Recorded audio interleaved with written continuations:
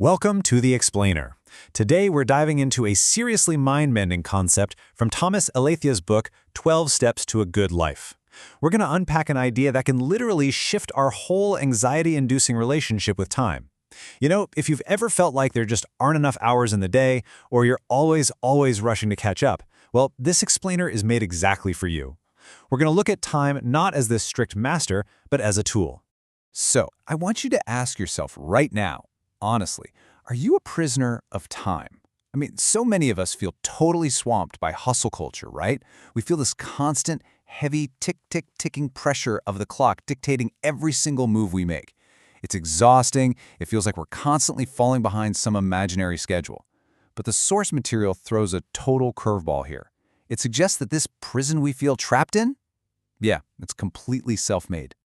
Check out this powerful quote directly from the text. The future doesn't exist, the past is gone. Events can only occur in the present moment. It's wild to think about, but how much of your daily anxiety actually comes from focusing on total illusions?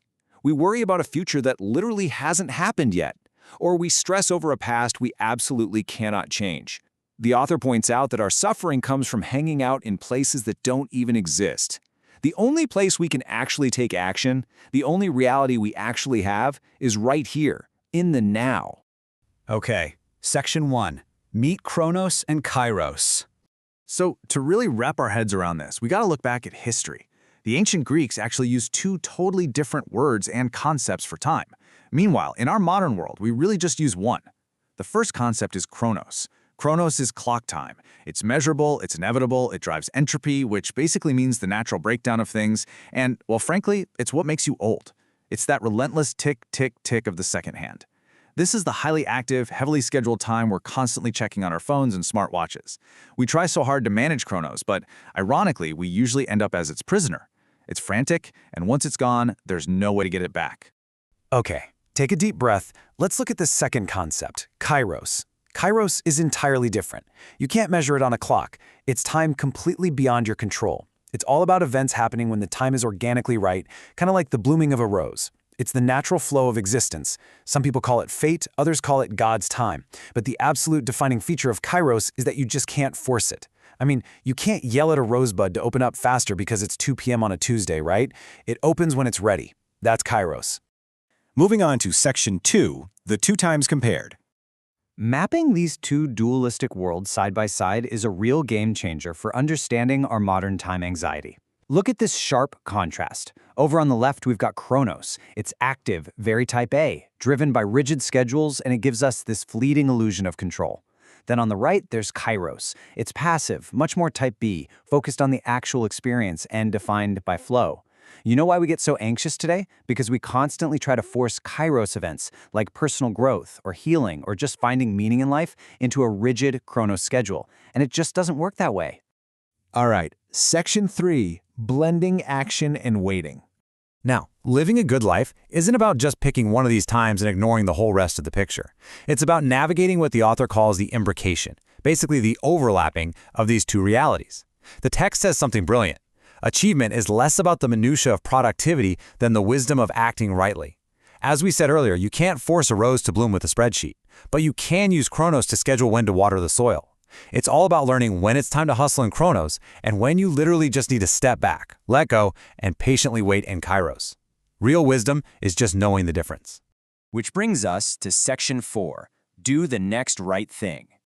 So, how do we actually balance this in our messy, day-to-day lives? Well, the text borrows this incredibly simplifying concept from recovery programs that totally cuts through all that time management overwhelm. When you're feeling bogged down, you bridge the two times by boiling reality down to one single simple moment. Step 1. Just pause. Pause to drop the massive burden of the past and the future. Step 2. Pray or meditate, whatever works for you, to center yourself. And Step 3. Act on the immediate right choice. Literally, just do the next right thing. And here's the kicker. In the wisdom of Kairos, sometimes the next right thing is actively doing absolutely nothing. The source text gives us some super practical daily tools too. First up, make conscious choices, so you aren't just mindlessly burning time.